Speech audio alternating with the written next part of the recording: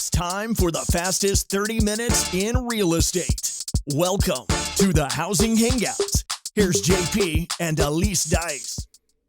Well, we're back from the holidays. Welcome to the Housing Hangout. How you doing today? I'm doing great. How are you doing?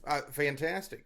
You're actually home. I am home. I hope you had a great holiday.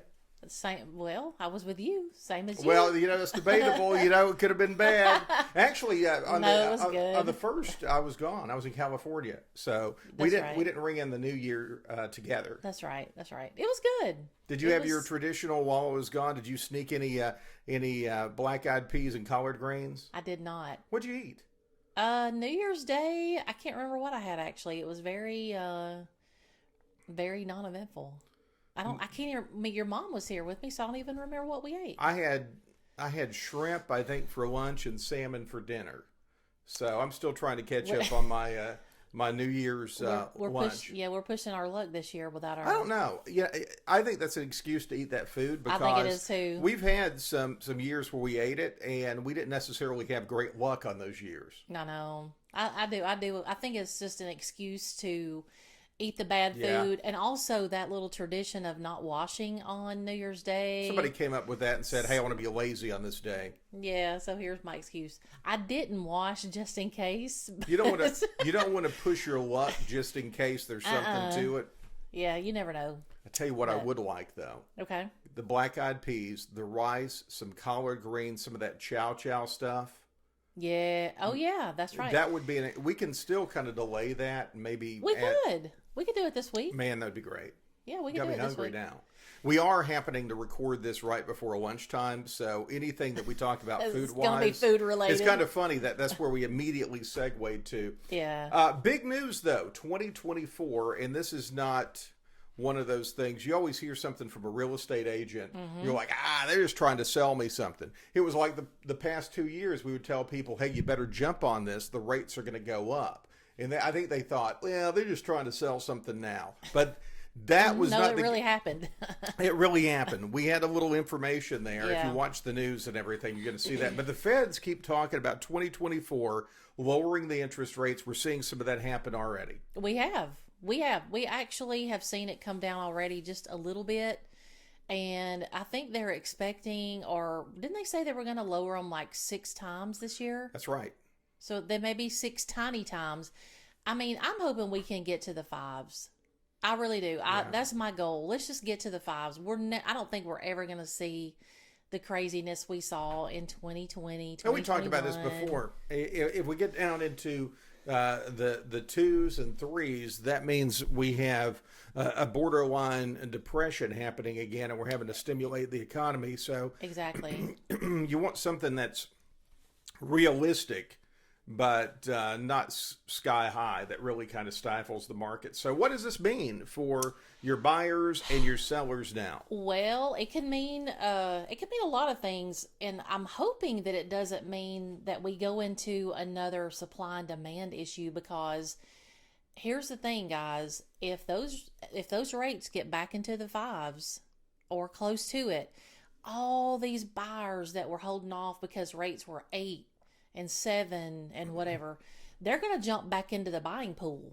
That pent-up demand. Yeah, they're going to be like, oh, we've been putting off buying for like a year and a half, 2 years, so we're going to all jump back in. Inventory's still low, So I would just say this. If you're wanting to sell your house, I would do it sooner than later.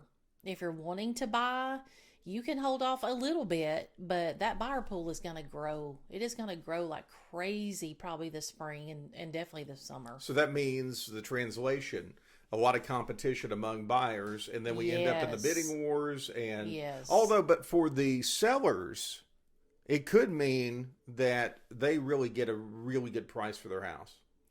We could be looking at that again. That's definitely a plus for sellers. Because that softened. We saw some houses that really went backwards that we saw 2 years ago would have sold for some crazy amounts. They still sold this past year for okay amounts, but it certainly wasn't what we saw just a couple of years ago. Yeah, certainly it's not what it could have been if they had sold just 2 years ago. Yeah. But people aren't always ready to sell 2 years ago. So that's right. So the bottom line is, if you're thinking about selling this coming year, I think it's going to be great for you. If you're thinking about buying, I think with the interest rates, it's going to be, that aspect is going to be good. The problem is you may have more competition among buyers. So you need to be ready. Yes, be ready. Yeah. We have sometimes, I call them window shoppers. Yeah, we have some window shoppers. They come to us, hey, I want a house, and I want to look at this house, and okay, well, are you ready to buy? Can you put money down? Can you earn it? Oh no, we haven't talked to the finance folks yet.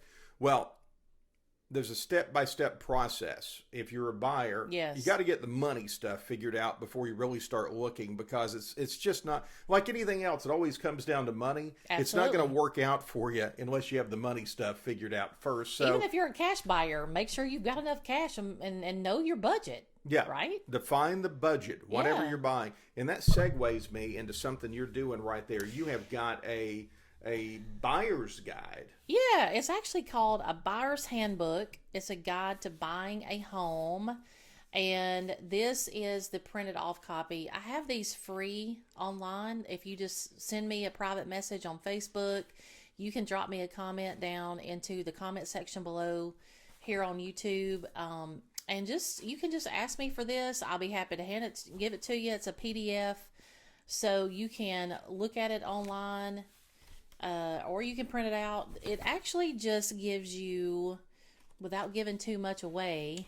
And when you get this, because I really want you to read this if you're looking into buying. It gives away all of Aliece's secrets. Oh, and this is completely. This completely came straight out of my head. So this is not one of those templates that you found online and you put your branding on it. Yeah, no. This comes straight out of my head. So not non-plagiarized. Yeah, if it's information. If it's plagiarized, it's plagiarized by someone else plagiarizing me, because I have, yeah. So basically, you're going to have a table of contents. Let me slide this over here. And it's got 5 major points here. Basically, how much can you afford? That money thing. The money thing comes up again, yeah. Deciding what you want, location, how to choose an agent. Just some tips. There's some very good information in here. And you know what, guys, it's a broad overview, so it may not be for every single situation that you can think of. It's going to be close, but just get it, take a look. If you have any questions, reach out, let me know, call me, text me, whatever. I've looked at it. It's really a step-by-step, takes you through the process, what you need to do on your end, and then you connect with the real estate agent. And then you start that shopping process. And I think it really comes down to defining what you want and also defining the budget. That sounds pretty simple, but sometimes folks will struggle, especially with defining what they want. Yeah, and even if you're a cash buyer, you can skip over the financing section in here that I give you some tips on, maybe what type of term that you're going to need if you qualify for VA or FHA or whatever. You can kind of skip over that part if you're a cash buyer and just go straight to the more relevant parts like location, deciding what you want, how to choose an agent. Hopefully they'll choose us. Mm-hmm. But just take a look at it. I mean, there's some really good information in here. There's one part in here about where do you want to live. I mean, that may seem silly or redundant, but some people, they just don't know. They're like, well, I work in Pelham, but, I like Mountain Brook. I mean, you just get out the Google Maps and see how long it takes you to get to work or your schools or whatever. And that's a good deciding factor there we really, you got to think about these things, especially if you're an older buyer. How long to get to the doctors? Yeah, or the hospital, things like that. My mom lives here, and there's a lot of doctor running, and and there's places that we've looked at that are on lakes and things like that may be 50 miles away that we really couldn't do conveniently. Yeah. And also, if you have a person that's maybe not in the best of shape, they don't travel well, then you naturally don't want to live 45 minutes from a doctor. That's right. You know, that's a long trip for somebody. On the flip side, I just finished this, and I'm going to be offering this one online as well. This is the Seller's Handbook. Free of charge, like I said, free of charge. It's not a ton of reading. It's not something you pick up. And you can get an autographed copy, too. You can. I'll even get Garmin to give his paw of approval. Yeah. What you don't see, Garmin's right down here between us. He's watching us on the video monitors as we record this. Yeah. So the Seller's Handbook, we can talk about that one really quick. You just don't go stick a sign in the yard and hope for the best. No, not in this market. Not even if it improves, I would not suggest doing that. So this is just a guide to selling your home. Table of contents on this one. Some things we cover. Prepping, preparing, prospecting, choosing an agent. I give you some questions in here too. If you're really thinking of selling, I want you to ask yourself some questions on why you are selling. You know, are you selling because you have to? Maybe somebody is going through a divorce and they have to sell. Maybe it's court mandated. Or maybe you have a relative that passed away and you need to get rid of that extra property. New job. A new job. Yeah, there's lots of situations. Of course, then you have the obvious ones. You have downsizing, upsizing, wanting to get into a different school system. Maybe that's part of the equation. Or you're just tired of the house that you're living in and you want something new. Yeah, that could be it too. But yeah, so this just goes over some questions. One thing I do talk about in here is if you're thinking, well, the market's great now, it's better.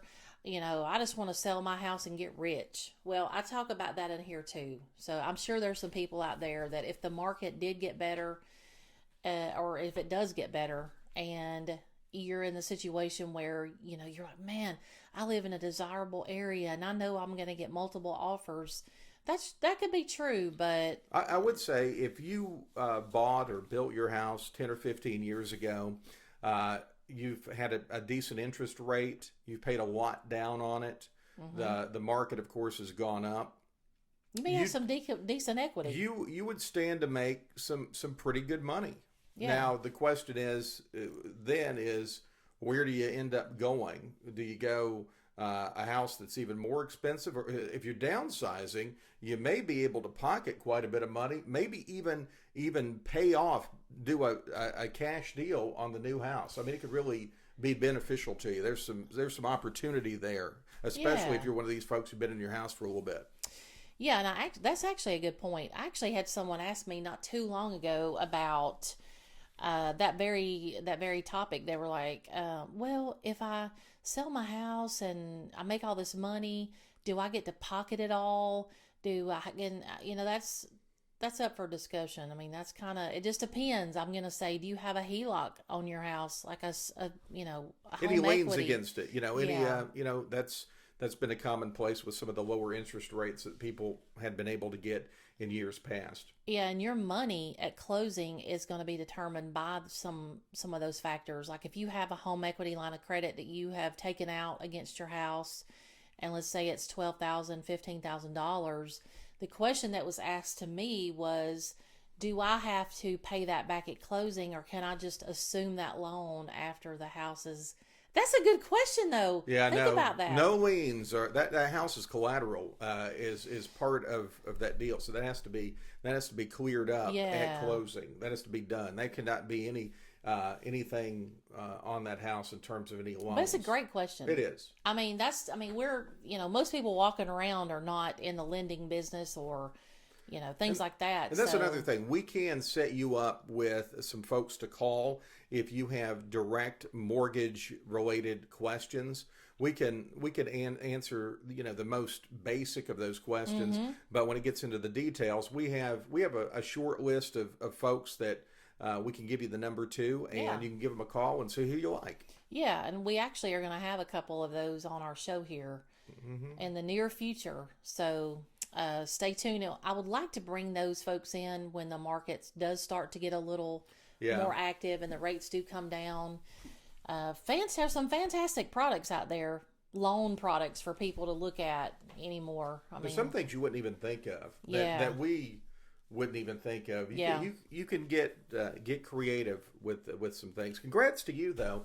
This past I guess the past month or so, you had a very active end of the year with I did. I think 3 transactions right there in December. 3 closings. Yeah. Well, the last closing ended up closing a little bit after the first of the year, but it was only because of the holiday. Yeah. Otherwise, it would have closed in December. But yeah, we had 3 closings in December.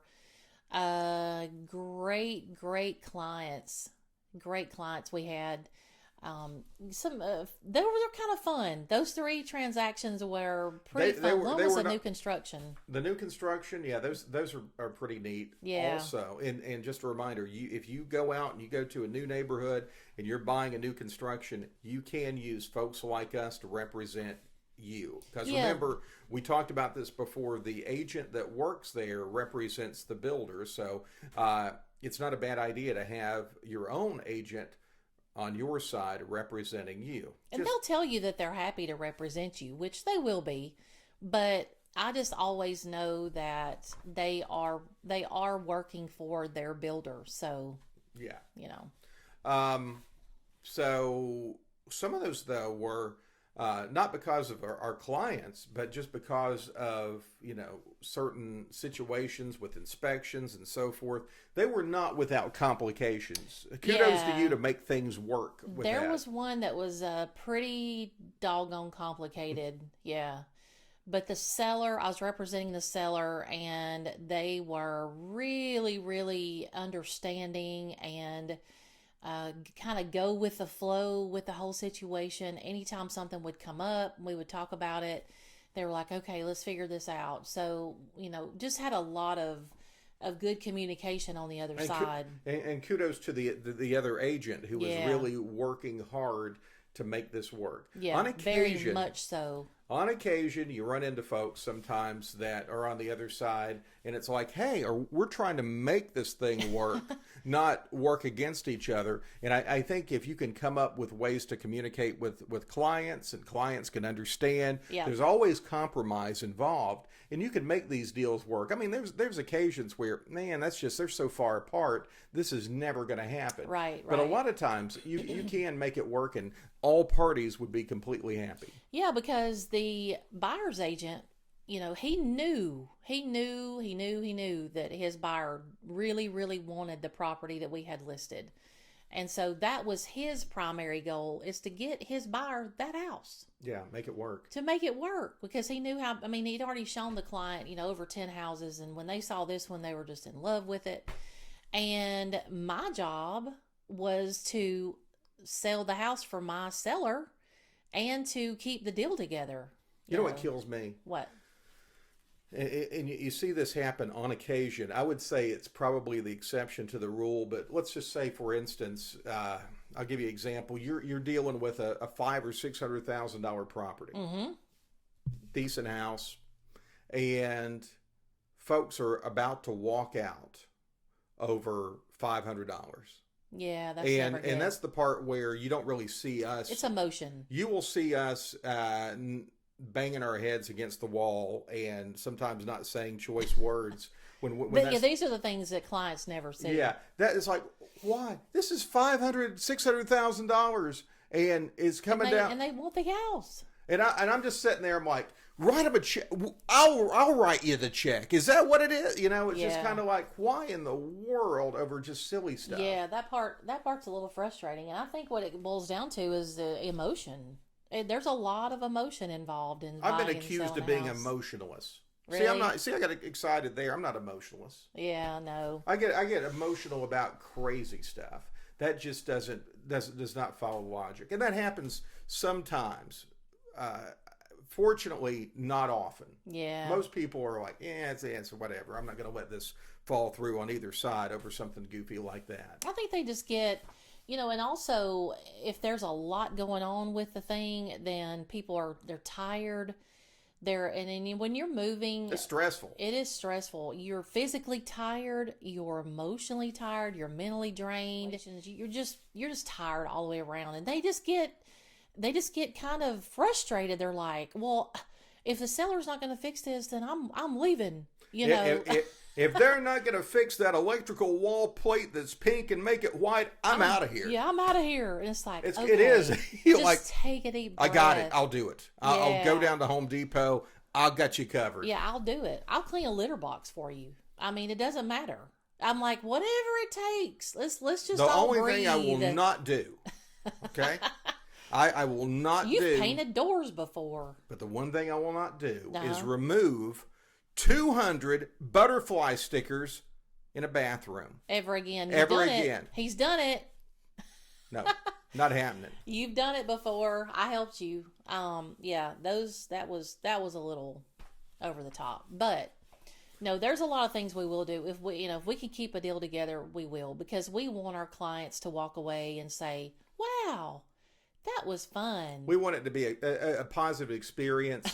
It's already stressful enough just moving. I hate to move. I do too. I love It's a lot of work. I love new houses. I absolutely love new houses. Every now and then you get the itch for something, and then I think about moving. I'm like, no. If I could just burn all my stuff, or just have somebody come in and just pick it up. Hey, you can have it. It just clean comes out. included in the house. Yeah. It comes furnished. Yeah, that's the only Everything thing. in here, you just want to be like, hey, in our office, don't mind the University of Florida diplomas that have my name on them. Just put your name on it. It's okay.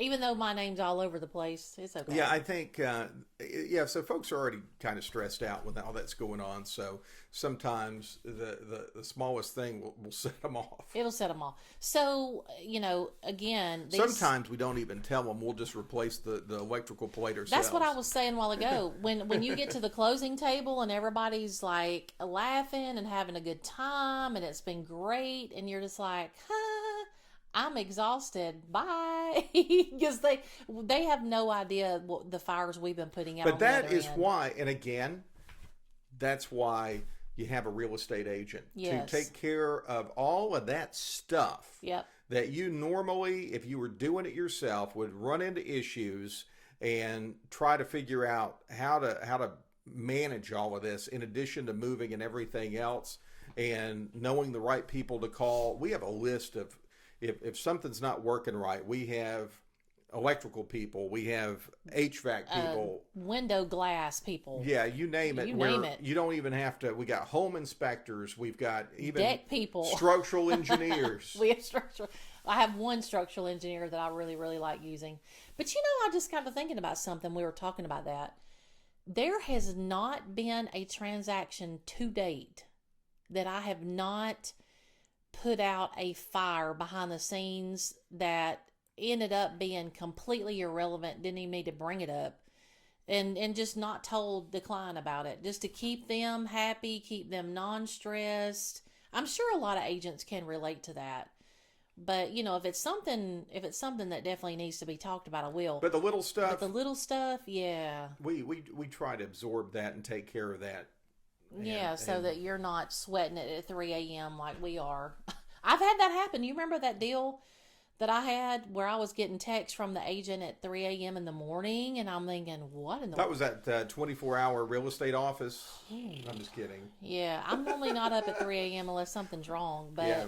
no, I just happened to see that morning and I was like, oh, wow. So we're pretty excited about these buyers and sellers guides. I think it's going to be fantastic because it kind of gets you going. Many of you have bought and sold houses. Many of you have not. We get Or maybe you haven't done it in a while. Haven't done it in a while. Things change. It's a evolving world out there in real estate education to stay on top of everything. But these guides, you guys, will, if you will read these and take heed to what it says, it'll get rid of a lot of stress, during the process. If you can they're actually stress relievers. There's tips in here to help you be less stressed during the process. They're so good. I even told Aliece, one of the other businesses I'm involved in is brokering airplanes. That means buying and selling airplanes. Think about real estate agent for airplanes, so to speak, to make one for new aircraft buyers. Mm-hmm. That'd be good. Because people... That's a whole world in itself. I know people, it's like, hey, I want to get into this. I don't know where to start. It's complicated. I want to make sure I don't spend a fortune on something that's not any good. Can you help me out? It would be great to have that kind of... It would. And again, it's free. All you have to do is just let me know you need it. And I will eventually, I probably do that whole thing like I was telling you last night. Maybe I'll put it on a Google Drive and pin it on my Facebook page. We download it. Yeah, where people can just click it and download it. You don't have to ask me for it. That's what I ultimately want to do. So I'll be working on that this week. But definitely will put this, by the time you see this video, the seller's guide will be available as well. So Sometimes I almost think about, there's that TV show called Untold Stories of the ER.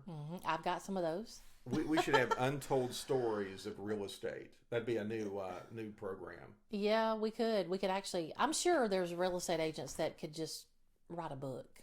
Oh, without a doubt. Some of the things that you see and... Yeah, some of the crazy stuff. Just like mortgage people, they have some crazy stories too. You know, about the day before closing, they pull up to their lender's office. Hey, that's a beautiful new BMW. Yeah, they're when like... did you get it yesterday? Come out here and look at my new Corvette. That's a true story that the lender friend of ours had told me. Yeah. That a guy pulled up in a Corvette and actually came to his office and said, hey, not only am I buying a new house, come out here, I got something to show you. And the lender was like, already like, please don't tell me, please don't let this be true. And they went outside and the guy had bought a brand new Corvette. Yeah. Now you can do that, but you better just make sure you have a really, really good income. And make sure you talk to that lender. Yeah, before you buy something like that. Greatly, even if you're paying cash for it, make sure that you talk to your lender. Anything that changes your financial setup a little bit. Yes. But anyway, yeah. So these will be out there free for the grabbings, and I think it'll help some people, whether you're buying or selling in this market. I still think we need that deal where every deal you close, you need to bake them a cake. Like one of your, just like some kind of killer dessert. Well, not everybody is, it's first of the year. People are trying to stay on their New Year's resolutions. Well, something's just not sexy about giving them some celery. Some celery. You got a new house, you need to celebrate. That's right. That's a little excuse. You could, make one of your go-to desserts, or that bread that you made, which we gave to my mom. That pineapple, coconut, banana. I had to get it out of here. I gave it to my diabetic mom. It was the Hawaiian banana bread. We consistently try to kill her. Yeah, the problem is she loves all this stuff, but she'll ask for it. She asks for it and we make it, or you make it. Yeah, and I'm like, I probably shouldn't have made that. And she's like, why's your A1C 40? Our A1C is better now. Is it? Yeah, it's a lot better. For now. Good diabetic medication, I guess. It must be. Anyway, I want you to reach out to us if you have any questions. Numbers on the screen. We are happy to meet with you. We are happy to talk to you. One thing we pride ourselves with is customer service. We are responsive. We do answer the phone. And if we can't, we get back to you in a very reasonable amount of time, usually within an hour. And like I say, closing the best deals is our obsession. Whether you are a buyer or a seller, you're going to close a deal. Either way. We want to take care of you. Yep. We'll see you next time.